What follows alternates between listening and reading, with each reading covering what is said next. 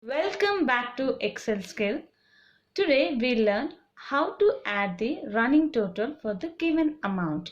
Here I have the transactions and I also have the positive and the negative amount.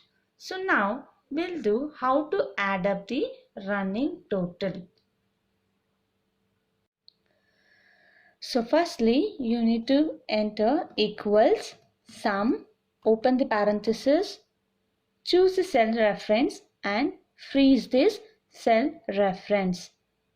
So freezing is press F4,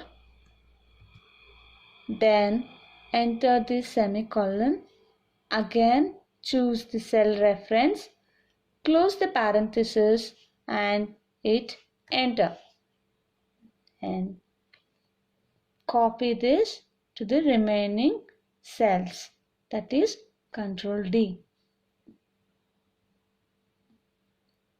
You could see the amount is the final total amount or the amount is 4750.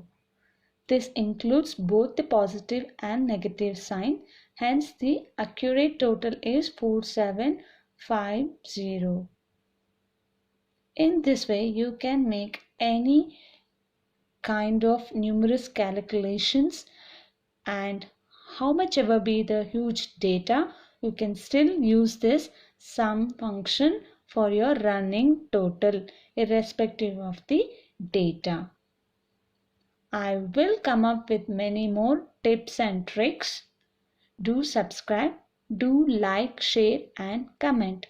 Thank you for watching this video, and your subscription is an encouragement to me to come up with further more videos. Thank you for watching again. Do subscribe.